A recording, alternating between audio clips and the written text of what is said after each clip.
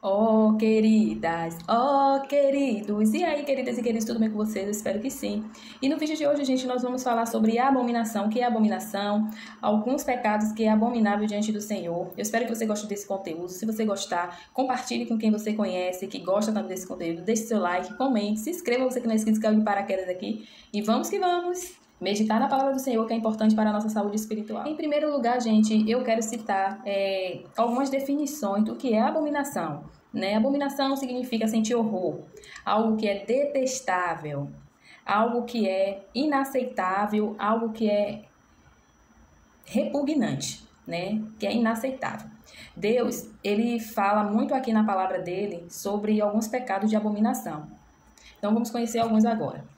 Em alguns livros do Antigo Testamento, tipo Levítico, Deuteronômio, Reis, Crônicas, Provérbios, tem Isaías, Jeremias, Ezequiel, Malaquias, o Senhor, ele ordenava algumas leis que o povo de Israel não cometesse para que eles viessem andar em purificação, andar em retidão diante do Senhor.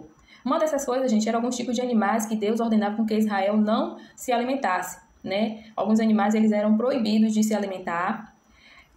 Homem que se envolvia com homem, ou mulher que se envolvia com mulher, tipo na cidade de Sodoma e Gomorra, que acontecia muito isso, Deus abominava esse ato. E hoje, na nova aliança, onde estamos agora vivendo, nesse novo século, Deus também abomina, Deus detesta, Deus repugna.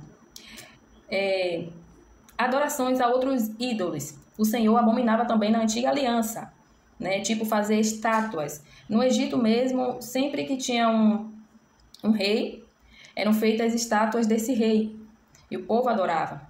O povo fazia estátua de bezerro e adorava. Então Deus abominava, Deus odiava, Deus repugnava, porque o único Deus é Ele. Então Deus repugnava esses atos. Isso era abominação, isso era odiável diante do Senhor. Na antiga aliança, e hoje também acredito que aconteça, era o ato de homem ter envolvimento com animais. Na antiga aliança também, Sodoma e Gomorra, em Nínive, acontecia muito desses pecados. Isso era abominação diante do Senhor. E hoje também acontece, que eu já vi relatos de pessoas que já fez isso. E isso também era abominável diante do Senhor. Eu espero que vocês estejam me entendendo o que significa abominação. São pecados que Deus não aceita. Pecados que é gerado para a morte espiritual. E física também. Se a pessoa ela não se arrepender, ela não vai herdar a vida eterna. Porque são coisas que levam à morte espiritual. São coisas que a pessoa peca contra o seu próprio corpo. Se nós somos imagem e semelhança de Cristo, com certeza nós estamos ferindo a Deus. Tem pessoas que acham que apenas o pecado para a morte é apenas o adultério. Quando a pessoa adultera, trai o seu esposo ou a sua esposa, ele está ferindo somente a ele. Mas não, ele está ferindo a Deus também. Ele está se prostituindo, porque ele está ferindo uma lei, a lei do Senhor. Porque Deus determinou, gente, que não viesse a traição. Se eu me envolvo casada com outra pessoa, eu estou me prostituindo, eu estou adulterando. E isso eu estou pecando contra Deus, porque eu sou imagem e semelhança de Deus, eu sirvo ao Senhor. Israel perdeu a batalha porque o povo estava se prostituindo e Moisés perguntou ao Senhor por que estava vindo derrotas, porque o povo estava ficando enfermo. Porque os servos do Senhor estavam se envolvendo com outras nações, estavam se prostituindo e, com isso, estava ferindo a Deus, pecando contra o Senhor. A abominação é um pecado que você inflige uma lei, uma ordenança, é uma desobediência, é algo que Deus ele detesta, ele não suporta. Estas 6 coisas aborrece o Senhor, e a 7ª, a sua alma, abomina. Em algumas traduções, algumas bíblias dizem assim: estas 6 coisas o Senhor odeia, e a 7ª, a sua alma abomina. Muda apenas a palavra aborrece por odeia. No versículo 17, ele começa a falar aqui: olhos altivos. É o que Deus aborrece, o que ele odeia. São pessoas orgulhosas, soberba, pessoas sem humildade nenhuma. Então isso aborrece ao Senhor. Língua mentirosa. É aquela pessoa que ela não se preocupa nem um pouquinho em falar a verdade, né, gente? Ela mente de todas as formas possíveis. É uma pessoa que, como diz o ditado, né, a língua dela coloca fogo numa floresta, coloca uma pessoa em cadeia, destrói até relacionamentos através de mentiras, coloca uma pessoa contra a outra. É uma pessoa contendeira, né, enganadora. Ela não tem compromisso nenhum com a verdade. Então Deus odeia esse tipo de pessoas, esse ato, na verdade, né? Porque o Senhor, ele ama o pecador, mas ele abomina o pecado. Deus, ele não odeia ninguém, mas ele odeia o pecado, o ato. A mentira não vem de Deus. Como a Bíblia diz, né? Que aquele que mente não é filho dele, é filho do diabo. Então, a pessoa que tem a língua mentirosa, ela não tem compromisso com a verdade, ela não tem compromisso com Deus. Essa pessoa precisa urgente de libertação. Ainda no versículo 17, né, fala aqui sobre mãos que derramam sangue inocente.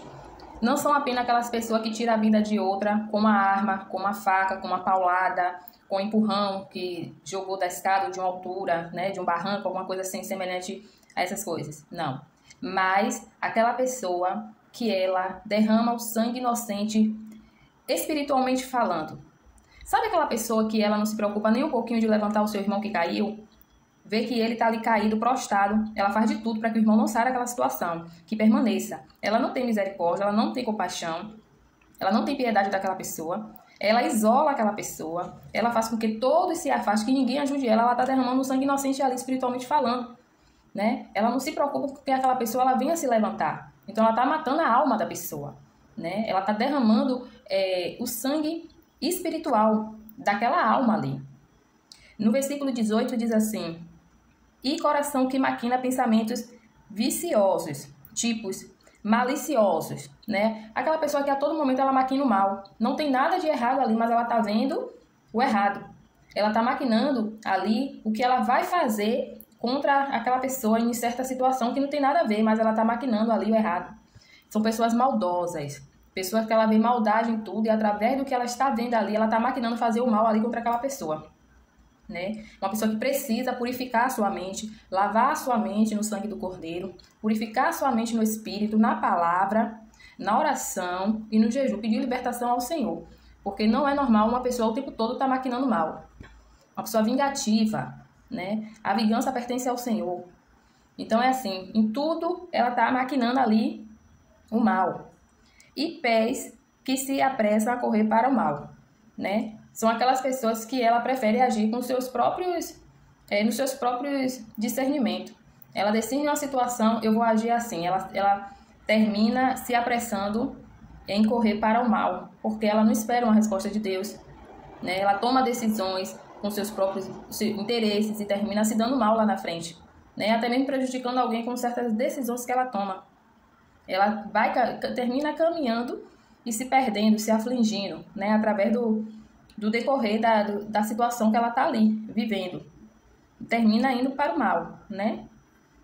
Tipo aquela passagem que diz que tudo me é lícito, mas nem tudo me convém, né?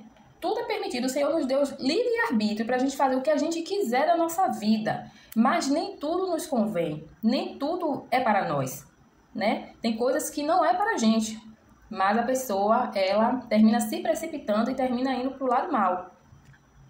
Eu vou dar um exemplo aqui. A política. Eu não vejo a política um lugar legal para o cristão se envolver. Mas tem cristão que ele é fiel. Ele consegue estar ali firmemente. Mas tem cristão que ele entra na política e termina se corrompendo. Termina se tomando outros rumos. Não é isso? Então termina se apressando em algumas decisões. Eu conheço uma pessoa que ela trabalhou como político e ele queria fraudar uma nota fiscal. Ele cristão e ela também. Ela não aceitou fazer isso, fraudar um documento. Ele estava se apressando para o mal, né? Com a decisão dele. Ele achou que ele fraudando, ele ia se dar bem naquela situação. Ela não aceitou. O que aconteceu? Ele perdeu a eleição. Na verdade, ele era candidato, né? Terminou perdendo a eleição. Foi justiça de Deus. Deus até fez com que ele não se apressasse para o mal, né? Deus deu livramento a ele, porque se antes de ele entrar, ele já estava querendo tomar essa decisão de fraudar um documento, imagine se ele estivesse lá dentro, né? Então, Tudo me é lícito, mas nem tudo me convém. Tem pessoas que ela não consegue lidar com a fama, com muito dinheiro, né? Não consegue ter um grande cargo, porque ela termina se apressando por mal, ela termina se corrompendo. Testemunha falsa, aqui no versículo 19, no capítulo 6 ainda de Provérbio. E testemunha falsa que profere mentiras. No julgamento que tem, você vai a um julgamento de uma pessoa que fez alguma coisa de errado. Você vai testemunhar a verdade ou a mentira? A sua conduta tem que ser sempre verdadeira. A pessoa te convida, como eu conheço uma pessoa que quase foi presa porque ela mentiu lá no depoimento. E o juiz se levantou da cadeira só para dar um susto dela e falou: prepare agora 2 pessoas e vamos lá em tal local para ver se realmente é dessa forma que ela está falando. Na hora, essa pessoa me falou que ela chorou, que ela tremeu e falou: não precisa ir não, eu estou mentindo. O juiz ainda falou: se eles forem lá e a senhora está mentindo, a senhora vai ser presa. Então, se diante dos homens existe essa lei do falso testemunho, né? Imagine aqui o Senhor falando na palavra dele. Pessoas que vai testemunhar mentiras, falando que viu e não viu, falando que a pessoa fez e a pessoa não fez, que a pessoa pegou e a pessoa não pegou. Testemunho, não, eu vi, realmente ele falou, ele fez, ele matou, ele levantou. Imagine, sendo que a pessoa não fez nada daquilo. Vai que no julgamento a pessoa seja condenada por causa da sua testemunha falsa, né? Isso, Deus, ele odeia. Todos esses pecados que eu terminei de falar, o Senhor odeia. Mas a 7ª é o que semeia contenda entre irmãos. A contenda é terrível, né, gente? A contenda, a pessoa, ela luta, ela se aflige, ela termina sendo falsa. Se ela não era falsa com alguém, ela termina sendo falsa, né? Ela comete injustiça, tudo através da contenda. Então, eu penso assim, que esse último pecado Deus abomina, porque a contenda está, a língua é mentirosa, a falsa testemunha, os pés que se apressam para o mal, os olhos altivos, né? Pessoas que maquinam pensamentos viciosos, tudo isso aqui, mãos que derramam sangue inocente, tudo isso aqui está dentro da contenda. Então, imagine você, um irmão colocando contenda, né? Um irmão semeando contenda entre os irmãos. Se ele está num grupo ali, ó, de jovens, ele coloca um jovem contra o outro. Aí é aquela guerra espiritual. Os jovens terminam se enfraquecendo espiritualmente, terminam perdendo a vontade de estar no mesmo ambiente que aquele jovem está. Aí termina, deixa de cultuar, se ele foi eu não vou, porque eu fiquei sabendo que ele falou isso de mim, que ele disse que ia fazer, ele foi falso. Então, Deus, ele abomina, ele repudia, ele detesta, ele não aceita, porque a contenda é terrível, terrível. Na contenda vai mentira, vai inveja, vai traição, vai todos os tipos de males. Através da contenda se destrói, né, um grupo, se destrói uma amizade, se destrói um casamento, né, se destrói a união entre famílias, entre parentes, deixa dúvidas na cabeça da pessoa, a pessoa nunca mais vai confiar, né? Então, é um pecado inaceitável. Todo tipo de pecado é inaceitável, mas tem coisas que Deus realmente não aceita. Ele repudia. Deus, ele é justo.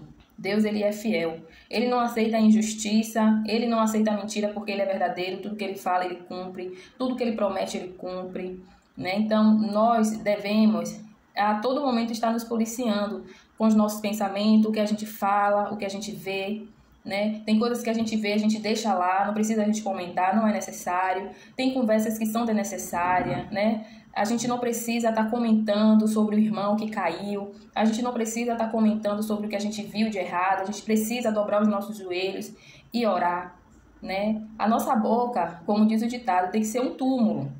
Você ouviu o irmão se desabafando sobre o problema dele, vai para o joelho orar e apresentar a causa do irmão ao Senhor.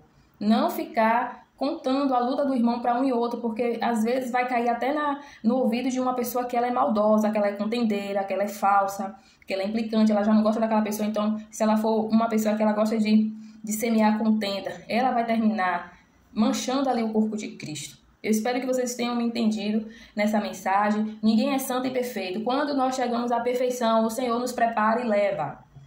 Nessa terra, todos nós estamos lutando para naquele grande dia a gente herdar a vida eterna, né? Porque no livro de Apocalipse, no capítulo 21, que tem por título a Nova Jerusalém, capítulo 21, que tem por título A Nova Jerusalém, no versículo 27, diz assim: E não entrará nela coisa alguma que contamine e cometa abominação e mentira, mas só os que estão escritos no livro da vida do Cordeiro, né? Então, nessa terra, nós estamos nos preparando para entrar na Nova Jerusalém sem abominação e sem mentira.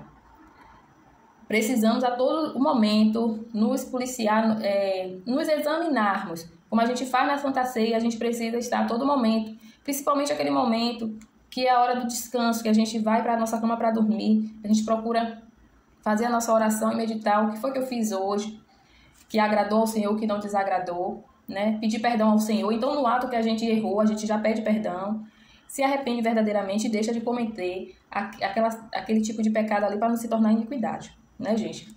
Então, essa foi a mensagem de hoje. Eu espero que vocês tenham gostado. A irmã Patrícia está aqui no intuito de obedecer à voz do Senhor, porque Deus ultimamente tem falado fortemente no meu coração.